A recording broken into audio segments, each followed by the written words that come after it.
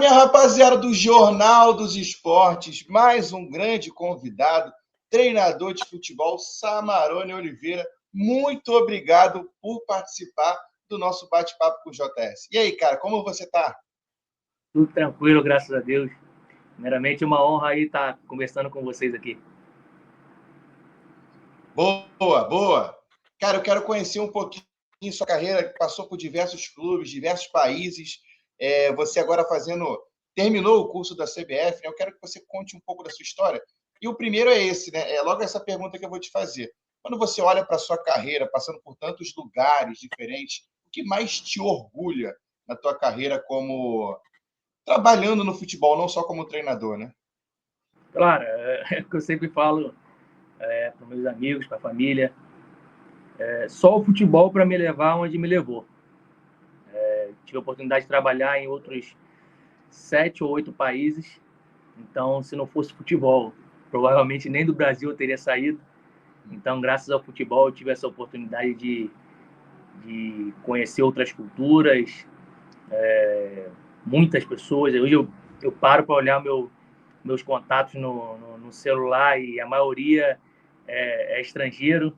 Então, acho que esse é o ponto mais positivo dessa curta carreira até aqui, por enquanto. Boa. Curta, mas ainda com certeza vão ter muitos Sim. outros clubes ainda. No momento que você está assim, não pode ser no curso também, mas eu quero saber quando você falou assim, caraca, agora eu sou treinador de futebol, que eu tanto sonhei, agora eu sou de verdade. Qual foi o momento da virada de chave? Cara, acho que quando eu fui trabalhar pela primeira vez no exterior, a minha primeira oportunidade foi na Bolívia. Eu não sabia falar nenhuma palavra de espanhol, nada. E ali foi quando eu vi que de fato a coisa estava acontecendo, tive que aprender o idioma. E ali sim, acho que foi a virada de chave. Eu tinha trabalhado em alguns clubes aqui no Brasil, mas essa primeira oportunidade no exterior, lá na Bolívia, foi quando eu vi que a coisa estava acontecendo de verdade. É verdade. Boa. E cada clube, né, tem sua especialidade, tem as suas dificuldades, podemos dizer assim. E qual foi a maior lição hoje que o futebol te ensinou? Nunca desisti, cara. Nunca desisti. Eu acho que quando a gente tem um sonho, a gente tem que perseverar, correr atrás, independente da dificuldade. E quem está no futebol sabe do que eu estou falando, não é fácil. Claro, a gente vê hoje aí o futebol na televisão, vai ser tudo um glamour, tudo muito bonito, muito dinheiro, só que a grande maioria rala o bumbum no chão. Então, o futebol, ele é bom, claro que é bom, ele é prazeroso, mas ele tem o seu lado sombrio que às vezes assusta. Para quem não está acostumado, para quem não tem o estômago forte, é meio complicado. Perfeito, perfeito. E você comentou da Bolívia, sua primeira experiência como profissional, né? Fora do país. Também teve Estados Unidos. Se eu tiver errado, pode me corrigir, tá? Portugal, México, a Bolívia, Nicarágua também. Sim. O que mais mudou, assim? O que você mais enxergou diferente? O jogador brasileiro para esses demais? Ou a cultura foi o grande... Cara, eu acho que a maior dificuldade, a maior diferença de um país para o outro é cultural, ou você viu algo que o talento mesmo aqui é diferenciado em comparação a esses outros países?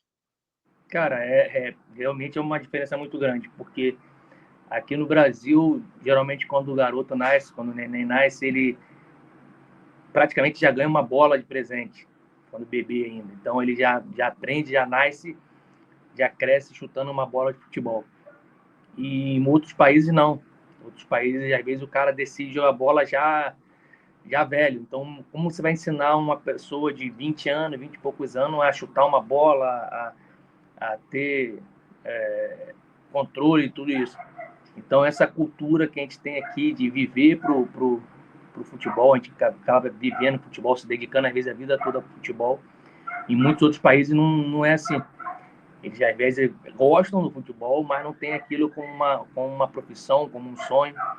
Então isso para nós treinadores acaba sendo uma dificuldade enorme de você gerir essa situação. Mas, como eu te falei, cada lugar me ensinou um pouco de coisa, cada lugar eu levo um pouquinho de aprendizado de cada país, de cada povo. Mas, sem dúvida, a dificuldade no aprendizado do futebol em si é onde mais esbarra, em relação aqui aos brasileiros que já nascem com a bola, passam o dia todo chutando uma bola, crescem jogando futebol, e lá em outros países já não é mais, já não é assim que funciona. E essa é a maior dificuldade de trabalhar fora? Sim, sem dúvida, sem dúvida. O fato de muitos desses países no quais eu passei não ter uma formação, não ter um nível de formação digno, né? Para quando o jogador, o atleta está na idade adulta, ele já está pronto para exercer o futebol, para jogar o futebol. E muitas das vezes a gente chega num clube profissional, a gente está tendo que ensinar um jogador de 20 e poucos anos a dominar a bola no peito, enfim, a fazer um controle. Então, para mim, é a maior dificuldade em determinados países. Perfeito. E qual foi o país que mais te surpreendeu de forma positiva? Tu falou assim, caramba, aqui eu não achei que fosse com tanta qualidade e me surpreendeu nesse aspecto. Cara, eu sou suspeito a falar do México, porque é um país que eu sempre falo que, depois do Brasil, foi o país que eu mais me identifiquei. E o México ele tem muito potencial de jogadores. Existem muitos clubes, muitas ligas. Então, hoje, uma pessoa que gosta de futebol, se ela migra para o México, dificilmente ela fica desempregada. Claro, é uma moeda que não é tão vantajosa, né? Se pode assim dizer, mas é um lugar que, para trabalhar, para poder desenvolver um trabalho, é um lugar bem bacana. E os mexicanos, os adolescentes principalmente, também são, assim como os brasileiros, muito apaixonados pelo esporte, pelo E futebol. recente agora o Rafael Veiga foi para lá, né? Foi para a Sim. América do México. Que dica assim, você pode dar para a adaptação do Veiga? Alguma coisa assim, porque é um time gigante, né? É um time grande lá do México e o Rafael Veiga agora fazendo essa migração Brasil-México. Cara, os mexicanos eles são apaixonados pela gente. É surreal o trato que eles dão a nós brasileiros lá no México. Então ele naturalmente ele vai já de cara ele vai sentir isso. Era surreal, eu saía às vezes para fazer um lanche, para jantar, e eu não pagava, eles não deixavam eu pagar. A coisa assim, beira isso. De não, aqui você não vai pagar nada, aqui você não vai gastar nada. Eles tratam a gente com muito carinho, e aí você vai estudar o motivo disso, e o motivo disso é justamente o futebol, é a Copa de 70. Então, desde a Copa de 70, eles criaram essa paixão pelo Brasil, e hoje, todos os brasileiros que eu conheço que tiveram lá, e eu senti na pele isso, foram muito bem tratados por eles, muito com desejo de voltar. Inclusive, já é uma notícia boa para nós brasileiros, que a partir de amanhã volta a valer o visto eletrônico para o México, ou seja, não vai ser o visto físico igual é para os Estados Unidos. Então, já é uma facilidade para nós brasileiros voltarmos a viajar, a passear e também trabalhar lá no México. Boa, boa.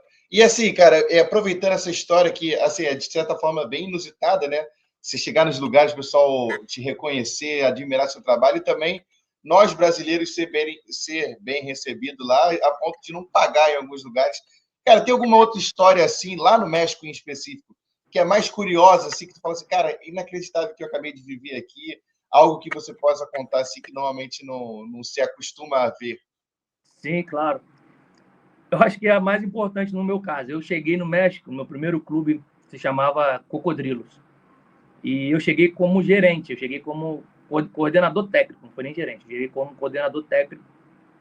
E aí, no dia a dia, os atletas me conhecendo, a diretoria me conhecendo, só que eu sou treinador, mas eu cheguei lá porque surgiu a oportunidade de coordenação, vamos embora, é uma oportunidade, e com 30 e poucos dias, nem 40, um mês e pouco depois, o presidente me chamou o treinador e propôs a gente trocar de cargo. Vamos trocar de cargo, vai Samarone para treinador e você para coordenador. Você tem mais, ele falando até então treinador, né? Você tem mais organização com o evento, com não sei o quê, com essas coisas, e Samarone já vi que os jogadores querem ele, gostam dele, então eu quero ele como meu treinador. O cara, na mesma hora, eu falei, eu não tenho resposta. E o cara, na mesma hora, não, eu aceito, eu já entendi, os jogadores realmente já falaram que gostam de trabalhar com ele, não sei o quê, então, um mês e pouco, houve essa troca, eu fui para treinador, e o rapaz que estava de treinador foi para coordenador, que era a minha função no clube. E a coisa deu super certo, porque a gente se classificou para a fase de eliminatória, só que, infelizmente, veio a pandemia. Aí veio a pandemia, o campeonato foi cancelado. Antes disso, eu tinha vindo para o Brasil para fazer a licença A da CBF e já não consegui voltar mais, porque aí fecharam os aeroportos, tudo isso, a pandemia, e aí o campeonato foi suspenso, cancelaram o campeonato. Aí eu já não voltei mais para o clube. Passado uns meses depois, infelizmente, o presidente do clube faleceu de Covid. Então, os filhos não quiseram tocar o clube sumiu. Se acabou o clube. Com uma baita estrutura de treinamento, campos, piscina, coisas que clubes médios e grandes aqui no Brasil não têm. E, infelizmente, os filhos desse presidente que faleceu não quiseram tocar e o clube desapareceu. Para mim, isso me dói até um pouco falar, porque é um clube que eu tenho o maior carinho e, infelizmente, nunca mais voltou pro futebol. E assim, até uma história difícil, né? Porque tu vê um clube que você se apaixona, né? Você se identifica e tem esse desmanche, assim, é complicado, né? É bem difícil. Mas é a vida que segue, a gente sabe bem como o futebol é cíclico, né? Então Sim. normal esses momentos. Nesse período, assim, principalmente, você deve ter encontrado a dificuldade na hora de gerir ali alguma pessoa. Teve algum nome assim específico? Fala assim, pô, esse cara, ele é bom, mas ele dá um trabalho aqui também de gerir esse cara, de controlar esse maluco? Ou normalmente o pessoal era mais de boa? Não, isso aí sempre tem. Não tem jeito. Sempre tem um mais difícil. Para nós treinadores é muito complicado fazer essa gestão, né, de pessoas. Ainda mais quando você chega num clube e ali você tem 25, 30 atletas de 4, 5 nacionalidades diferentes. Isso me aconteceu na Bolívia. E eu tive, não vou dizer problema, porque não chegou a ser um problema, mas uma dificuldade com um atleta paraguaio. E só que um dia eu tive que chamar ele na resenha, não teve jeito, fora do clube, fora do tema ali de trabalho, chamei, sentei com ele. E ali acho que a gente acertou os ponteiros, não sei qual era o problema dele. Acredito que não era comigo, mas com um treinador que tinha passado antes de mim. E ele meio que trazia aquilo para mim também. E eu falei para ele que eu precisava dele, um jogador de altíssima qualidade, só que me trazia problema. Era um cara que fazia grupinho, era um cara aqui, assim. Então eu, na minha malandragem, trouxe ele para o meu lado e, no final das contas, acabou ele me ajudando mais do que me atrapalhando. Isso na Bolívia, né? Sim, na Bolívia. Foi qual clube na Bolívia? No Leandro Alem, Clube Desportivo Leandro Alem.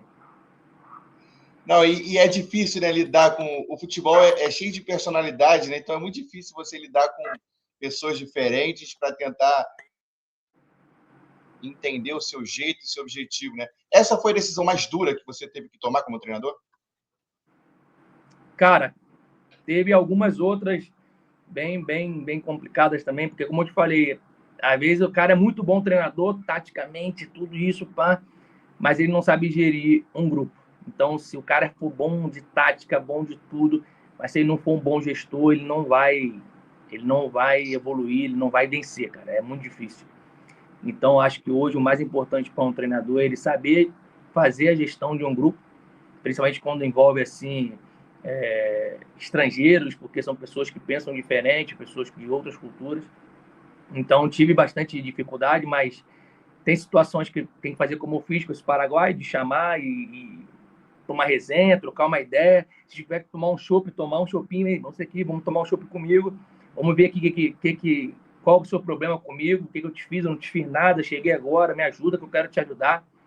Então, às vezes, são detalhes que muitas pessoas não conhecem esse atalho, mas quem tem esse controle, quem tem esse tato, costuma sofrer menos.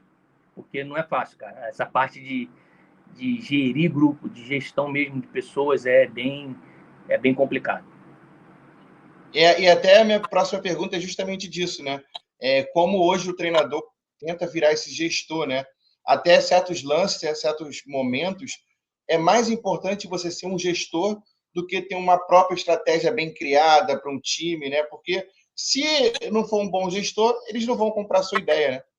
Exatamente, exatamente. Você foi bem feliz aí nas suas palavras. Hoje, como eu falei, não adianta você ser muito bom técnico, muito bom treinador, e se for um zero à esquerda como gestor, você tá ferrado. Você tá ferrado. Como também você não pode ser, porra, um puta gestor e zero treinador. Aí você também acaba ficando só naquele oba-oba e uma hora a casa cai. Então você tem que procurar equilibrar o lado gestor e com o lado treinador de fato. Mas hoje em dia é muito importante essa questão de gerir grupo, porque se não souber, os caras fazem como eles mesmo disse, fazem sua cama e já era. Você cai rápido. Cara, e você comentou da Bolívia, você comentou do México. Só que eu quero saber um pouquinho mais do trabalho na Nicarágua, cara. Como foi assim o convite? Como foi viver num país? Conta um pouquinho para a gente da sua trajetória na Nicarágua. Cara, a Nicarágua foi meu último clube, né? Pumas lá da segunda divisão. Eu fui meio que às cegas. Tinha recém chegado da China, me surgiu essa proposta, eu aceitei. Cheguei lá, infelizmente, estrutura era zero estrutura. Só que o time estava na lanterna do campeonato. E o que eles me pediram foi: faz o maior número de pontos possível para tirar a gente dessa situação da lanterna. Não queremos classificar, não queremos nada, então a gente só quer virar a abertura por clausura ali numa situação onde a gente esteja fora da zona de rebaixamento.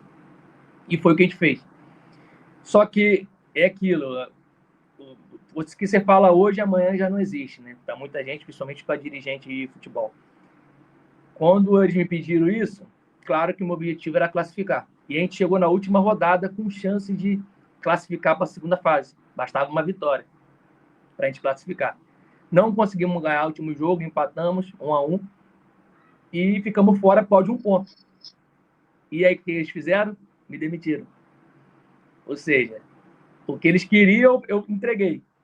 Só que quando eles viram que podia mais, e de fato podia, só que a gente não conseguiu porque o nosso grupo era bem limitado, um grupo como é que eu vou dizer, mal montado.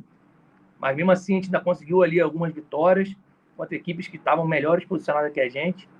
Só que eles não levaram em consideração isso e decidiram trocar o comando por um outro treinador. Mas eu falei para eles, quando eu saí, eu falei, o que vocês me pediram, e tem aqui a conversa salva, o que vocês me pediram, eu estou te entregando. O clube fora da zona de rebaixamento e por um ponto da zona de classificação. Mas vida que segue, eles seguem de lá, eu sigo daqui, agora estou no mercado procurando uma nova oportunidade e que sejam felizes. É isso aí, é isso aí. E sobre esse jogo, né? Eu imagino a tensão que foi esse jogo precisando da vitória. Foi em casa ou foi fora? Em casa. Esse foi o jogo mais importante da sua carreira? Difícil falar que é o mais importante, porque para mim o mais importante foi um jogo na Bolívia, onde eu consegui ascender um clube da terceira para a segunda, que é a Copa Simão Bolívar. Um jogo lá, uma semifinal ida e volta, bem pegado, onde os dois finalistas se classificavam para Simão Bolívar, que é a segunda divisão nacional da Bolívia. Mas esse jogo, assim, da Nicarágua, esse último jogo, ele teve um aspecto bem interessante, porque era algo que ninguém esperava, que a gente poderia classificar, e a gente chega no último jogo com a condição de classificar, mas parecer lá. É algo que, às vezes, o futebol ele não explica. A gente sai perdendo, a gente consegue empatar, tivemos duas chances claríssimas de virar o jogo e não conseguimos. Então, ficamos ali na portinha para uma classificação para a segunda fase, que seria algo impensável. Um clube que está jogando pela primeira vez a segunda divisão, eles eram lá, a terceira divisão é praticamente campeonato de bairro, como se fosse amadorzão. Mas a segunda já é o campeonato nacional de futebol profissional mesmo. Então, para eles que subiram pela primeira vez e chegar já na primeira vez e classificar para uma mata-mata seria algo surpreendente. Mas, infelizmente, não foi possível. Batemos na trave. Boa. É esse ponto que eu ia pegar agora, né, que você comentou. Te traçava um objetivo e durante o objetivo sendo concluído, eles já estavam pensando além do objetivo. A minha pergunta é justamente essa. Você acha que o futebol virou refém de números e estatísticas? Sem dúvida. Sem dúvida. Hoje tudo é número. Eu sou um número, os atletas são números, tudo é número, tudo é número. Não tem... Hoje pouco importa, claro, para alguns, né? O que você desenvolveu no jogo, o que foi o jogo em si, o que foi a partida. Para muitos o que vale é o resultado. E infelizmente isso está chegando na nossa base, está chegando na nossa formação, onde as pessoas se preocupam com o número, não se preocupam em formação, não se preocupam na evolução do atleta, do menino, do garoto ali que está com seus 12, 13 anos, 14 anos. Então, hoje, um moleque desse, ele já é trabalhado para ganhar. E aí, depois, quando chega lá em cima, no profissional, a gente, que é torcedor, todos somos torcedores, Sim. Fica se perguntando como é que esse cara, o cara é todo robotizado, o cara é isso, o cara é ruim, e o cara ganha 500 mil por mês, não sei o quê. Talvez por isso, porque a nossa formação ela está deixando muito a desejar. As pessoas ali, treinadores, diretoria, estão pensando em ganhar títulos às vezes com a molecada de 11 anos, 9 anos, onde a preocupação deles deveria ser somente brincar de futebol, se desenvolver fisicamente, porque são crianças desenvolvendo seu corpo. Mas não, você chega num clube, às vezes você tem lá um moleque de 11 anos fazendo caixa de areia, puxando peso, não sei o quê. Eu falei, gente, é surreal. Isso aí, eu com 11 anos estava na rua, jogando bola, arrancando tampão no dedo, apostando em garrafa de refrigerante. E hoje as crianças de 11 anos estão dentro do clube fazendo um trabalho físico pesado, visando um jogo do final de semana, que é contra fulano, enfim. A coisa tá meio esquisita, a verdade seja dita. Tá desproporcional, né? Sim, infelizmente. E pegando esse gancho também da nova realidade, podemos dizer assim, é claro que a rede social ajuda muito isso, né? Esse amadurecimento mais cedo. Você Sim. tem para você que hoje a rede social tem atrapalhado ou mais ajudado os treinadores a pegarem jovens talentos, a pegar jogadores já desenvolvidos? Ou você acha que está atrapalhando mais do que ajudando? Cara, ajuda e atrapalha, cara. Ajuda e atrapalha. Eu acho que o celular, o computador em si, eles tiraram as crianças da rua, né? Então, por um lado, é bom, porque a gente sabe a violência que tá, esse mundão que a gente está vivendo hoje em dia. Só que aquela brincadeira que, de repente, a gente tinha quando criança, quando adolescente, de jogar na rua, de aprender, desenvolver, jogar com o cara mais velho, o cara te dá uns cascudos, é assim, é assim. Aquilo ali você está aprendendo, cara. Pode parecer uma brincadeira, mas você está aprendendo. Então, hoje a gente já não tem isso. Hoje a gente já não tem essa questão do desenvolvimento natural. Eu acho que é o que falta no nosso futebol hoje, é a criança ela desenvolver naturalmente, ela ter o espaço dela para jogar, para inovar, para tentar a jogada que ela quer e não ficar só aquele robotizado de dois toques, um toque, não sei o quê. Que infelizmente é muito o que a gente vê hoje em dia. Estão robotizando a molecada. Samarone, até pegar um gancho interessante, eu conversei com o Alex na semana passada, o Alex de Souza, ídolo Curitiba, né, Fenerbahçe. Ele falou muito disso também, né? Ele também é treinador de futebol, ele treinou o Sub-20 do São Paulo no início, e ele falou sobre essa diferença de geração, que na época dele, ele foi formado para ser um atleta do Curitiba, e antes mesmo de ir jogar no Curitiba, ele jogava na rua, jogava no bairro, jogava na esquina, ele jogava futsal. Ele falou que durante a base quase inteira dele, o que sustentou ele, né, sustentou, entre aspas, né, além da família, mas o que dava ajuda de custo para ele era o futsal que ele jogava do clube do bairro dele. Sim. E ele sai do futsal quando ele joga o primeiro jogo no profissional, no Coritiba, que ele dá 2 assistências, aí a pessoa fala assim, esse aqui é diferenciado, vem que agora você é profissional. Mas antes disso, antes dele estrear como profissional, ele tinha ajuda de custo custeada pelo time que jogava futsal. E hoje é uma realidade completamente diferente da base, né? Sim, sim. Não, tá. A coisa tá indo para um lado que eu acho que é um caminho sem volta. Infelizmente é um caminho sem volta. E quem vai sofrer somos nós, que somos treinadores profissionais, porque lá na frente, quando mesmo você está pegando um atleta já pronto, você vai ter que moldar, você vai ter que preparar um atleta de 20 anos, de 21 anos, onde o atleta já deveria estar pronto, porque se a gente parar para pensar, o nome já diz formação de base, ou seja, o atleta é formado ali, mas infelizmente hoje em dia não, hoje em dia é competição. Eles querem competir, ganhar, como se isso fosse algo nem rentável para o clube, porque geralmente uma categoria de base não ganha muita coisa nesses campeonatos. Mas é o ego, é o ganhei de fulano de tal, ganhei. Mas e aí, tá formando quem? Quem você formou nos últimos 5, 10 anos? Não formou ninguém. Ele ganhou lá, botou lá na prateleira dele 4, 5 troféus, mas não vendeu ninguém, não fez dinheiro, não fez o que deveria fazer de fato, que é formar um atleta bom, com qualidade, para você explorar no seu profissional e você fazer dinheiro com ele vendendo. Você vê que hoje em dia, até essa questão nos clubes grandes está diminuindo, a venda de atletas. Você pega aí os clubes primeira divisão, se você me der aí um clube aí que não tenha pelo menos 2 estrangeiros, é impossível. Todo clube hoje no Brasil tem 3, 4 estrangeiros, coisa que antigamente a gente nem imaginava. Vinha um porque era fenômeno, não vinha qualquer um. Hoje qualquer um vem e joga, é titular num clube grande do Brasil. Por quê? Porque a gente não está formando atletas de qualidade.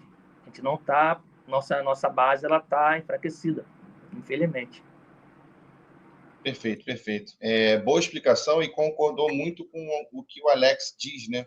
É claro, ele diz daquela forma bem educada, que a gente está acostumado do Alex, mas ele diz basicamente desse ponto de que hoje a gente forma atletas para o exterior e não forma atletas para a gente não forma atletas para o clube que está na base, né? Ali é uma competição e o intuito é tentar vender para o exterior, às vezes nem o melhor atleta, nem o melhor coisa, mas ele deixa um pouco a qualidade de lado. Sim, infelizmente. Pegando agora um ponto mais complicado, assim, eu queria saber qual foi o momento mais difícil, aquele que você fez, que você pensou assim, cara, eu acho que é melhor voltar, é melhor desistir, essa carreira aqui não está dando, ou você não teve esse momento e sempre foi muito positivo com o que você estava acontecendo, que estava vibrando? Cara, acho que perseverança, acho que é o que mais, acho que é a minha marca, cara. Já passei por muitas situações adversas, mas nunca desisti. Claro, a gente às vezes, vou dar um tempo, tal, vou trabalhar aqui com outra coisa. Como eu já tive um período de 2 anos onde eu fui trabalhar com a empresa onde meu pai trabalha, que é representação de medicamento, trabalhando, vendendo remédio para farmácias. Então eu fiquei praticamente 2 anos ali trabalhando. Ganhava bem, não vou mentir, ganhava bem. Só que o futebol ele vai aquilo tá na veia, tá no sangue, não sei. Muita gente fala que é a nossa cachaça, é o vício. E eu larguei um salário bom para voltar para o futebol para ganhar, acho que metade do que eu ganhava como representante. Mas não reclamo, sou grato pra caramba ao futebol, por tudo. Mas sim, tem momentos, às vezes você trabalha com pessoas complicadas, você trabalhar com dirigentes amadores, que é o que tem muito. Às vezes o futebol exige muito do atleta, muito do treinador. Hoje é licença disso, é licença daquilo, tem que ter isso, tem que ter aquilo. Só que o dirigente pode ser qualquer um. Hoje, se você falar assim, montei um clube, eu sou presidente, eu tenho a caneta, aí você pode ser, qualquer um pode ser. Então, acho que fica até aí uma bandeira, levantar uma bandeira de que se deve exigir dos atletas, se deve exigir dos treinadores, preparadores físicos, mas eu acho que também se deve exigir dos diretores, dos presidentes, que tem aí uma formação, porque é muito bonito quando a coisa gira legal, mas que gira legal para todo mundo. Então fica essa deixa aí para profissionalização também do diretório aí, da parte dos diretivos. Diretores, falando em espanhol. Perfeito. Bom comunicado, porque, se eu não me engano, é a primeira vez que eu ouço assim, é uma crítica pertinente, né? É a profissionalização geral do futebol. Falando em profissionalização, você fez um curso que estava com diversas personalidades do futebol e, assim, grandes nomes, né? Você dividiu sala. Como foi, cara? Dividir sala com o Felipe Luiz, Fred. Conta um pouquinho pra gente que, pô, ali é muita boleiragem, ali é muito craque envolvido. Rapaz, só peixe grande. Ali tava Felipe Luiz, Fred, Jonathan, Leandrão, Henrique, ou seja, rapaziada aí que jogou alto nível, seleção brasileira, tudo isso. E Copa do Mundo. Sim, um aprendizado muito grande. São pessoas que eu vou levar aí para sempre aí. O Jonathan, um cara que a gente estava junto todo dia, tanto na aula quanto pós-aula também. A parte da resenha ali é o rei da resenha. Mas o Fred é um cara. Minha família é tricolor, então eu falei para eles aqui, cara, o Fred ele merece cada pedacinho de tudo que ele conquistou, seja pelo Fluminense, pela seleção, ou por outros clubes também que ele passou, porque o cara é humano demais, velho. O cara dispensa comentários real mesmo, porque é um cara fenômeno como pessoa. Você vê que o cara tem um coração grande mesmo, o cara é gigante. Lá com a gente lá, ele sempre deu atenção a todo mundo. A gente saía para almoçar lá, porque o nosso restaurante é fora da Grande Comari. E como a cidade já sabia que o Fred estava lá, então se concentrava aquelas 20, 30, 40 torcedores do Fluminense com 100 camisas às vezes, e ele, com maior atenção no horário de almoço, ele parava, assinava a camisa de todo mundo, tirava foto, fazia vídeo. E isso não foi um dia, não. Foram uns 14 dias que a gente esteve lá. Foi essa situação. Às vezes o cara não almoçava, mas ele, em momento nenhum, deixou de atender a rapaziada. O Felipe Luiz já é um cara mais fechado, mas você vê que é um cara mega inteligente, entendedor do futebol, o cara que estuda, que estudou e que com certeza vai continuar estudando aí para evoluir cada vez mais. Merece também tudo aí que tá vivendo aí com o Flamengo. Então, para mim, foi 14 dias de muito aprendizado, muita coisa para agregar, muita coisa assim, de bola e também de vida ali com aqueles caras. Foi de verdade. Boa. Agora eu vou perguntar um pouquinho da sua carreira, do que você almeja ainda para a sua carreira. Onde você quer chegar como treinador? Seu maior objetivo? Cara, meu maior objetivo é dirigir. Claro, nos últimos anos eu venho concentrando meus esforços no exterior. Então, eu tenho o desejo de um dia dirigir uma seleção. Claro, a seleção brasileira é o sonho de qualquer um que está nessa correria.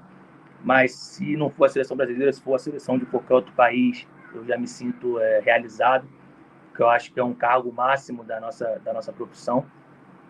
E, claro, dirigir clubes grandes, qualquer um dos grandes aqui do Rio seria uma honra gigante poder dirigir Fluminense, Flamengo, Vasco ou Botafogo.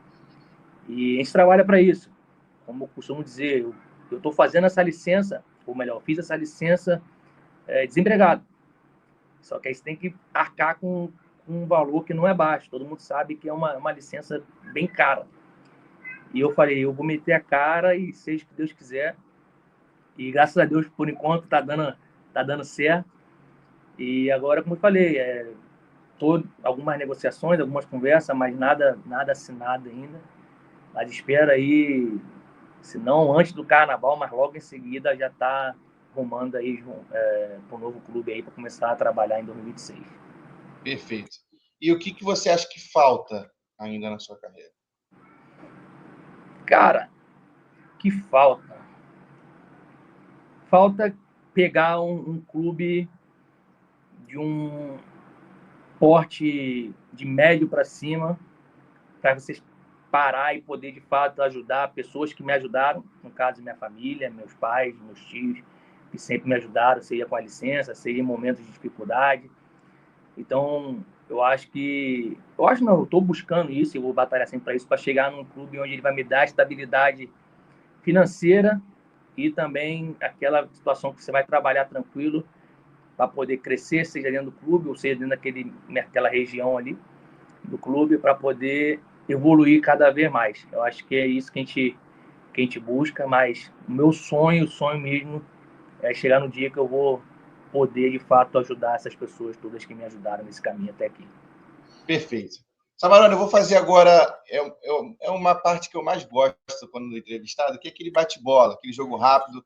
Primeira coisa que vem na tua cabeça com a pergunta, pode ser uma palavra, pode estender um pouquinho, mas a primeira coisa que vem na sua cabeça que é o ideal. Fechou? Fechado. Cara, um treinador que te inspira. Renato Portaluppi. Um jogador que te surpreendeu, você comandando ele.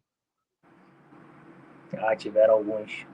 Agora o mais recente, ele se chama, um colombiano, Francisco Lozano, um centroavante colombiano. Ele foi meu atleta no Pumas lá na Nicarágua, e um jogador que tem certeza que amanhã depois ele vai estar estourando aí nos grandes clubes aí. Boa. Um clube que você gostaria de voltar a treinar. Eu já falei, pena que já não existe mais, seria o Cocodrilos do México. Um sonho ainda não realizado, você comentou, né, da seleção. O Sim, futebol arte ou tu prefere o resultado? Aí que tá. O que acontece? A gente tem medo de perder emprego. Então, às vezes, muitas vezes, por medo de perder o seu emprego, você abre mão do futebol arte pelo resultado. Fechou a casinha ali e joga por uma bola. Só que eu, sei lá, não sei se é loucura da minha parte, e às vezes é por isso que eu saio de um clube e já vou em outro. Eu prefiro me arriscar. Eu costumo dizer aos meus jogadores que eu não gosto de empatar jogo. Enquanto eu estiver num jogo, se eu estiver perdendo de 1-0, eu vou lutar para fazer 2-1, e se eu estiver empatando por 1-1, eu não vou segurar esse 1-1, eu vou tentar o 2-1 de qualquer forma. Então, é um resultado que eu não gosto. Então, perder jogo e empatar, para mim, é praticamente a mesma coisa. Eu vou jogar sempre por vitória, sempre para frente, sem medo de perder o emprego. Perder o emprego faz parte, paciência, a gente depois busca outro. Perfeito. E agora eu vou montar o jogador ideal, fechou? Pode ser com um jogador tanto aposentado como atual, um jogador que você prefere daquele jeito. Beleza? E assim, claro, se você lembrar de alguns que não for os tradicionais, seria bom, mas se for também não tem problema. Claro. Jogador ideal, passe. Passe, Deco. Drible. Neymar. Chute. Chute tem alguns. Eu lembro, eu era criança, e para mim esse cara chutava de Jair. Velocidade. Euler. Força. Hulk. E estrela. Aí é o Bachola, não tem jeito. Para ter mais estrela que aquele ali. É difícil, né? Pô, aquele ali tinha virado para a lua. Filho. E a última, para terminar, qual time histórico do futebol brasileiro você gostaria de ter treinado? Santos de 62, Flamengo de 81, Grêmio 83, Inter 2006, Flamengo 19, Palmeiras agora nessa safra. Qual vou puxar para o peixe aqui de casa. Fluminense de 2003. Fluminense 23, campeão da Liberta? Pô, ali é uma máquina também. Samarone, obrigado pela conversa, cara. Foi um papo bem legal, descontraído, contando a sua carreira. Todo o sucesso do mundo, o Jornal do Esporte deseja. Eu também, Patrick, desejo sucesso. E tenho certeza que já você está em algum clube aí e mandando mensagem lá. Aí, JS, eu aqui, estou aqui, tal, com certeza. Com certeza. Esse jornal aí que é nossa infância, a nossa adolescência.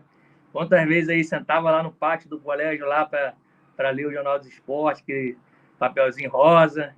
Pô, bons tempos. Hoje de ver ativo aí novamente nas redes sociais aí, para mim é gratificante. Inclusive, eu falei com meu pai esses dias, ele nem sabia. Ele passou a seguir a página. Eu falei, não, ainda tá o Jornal do Esporte, tá lá, procura aí no Instagram. Pô, ele ficou todo bobo porque ele contou as histórias de Jornal do Esporte lá de antigamente. Então, agora, quando ele vê essa matéria, essa reportagem, ele vai se sentir orgulhoso, com certeza. Boa. Obrigado, muito obrigado. Quer deixar seu último recado para a gente encerrar?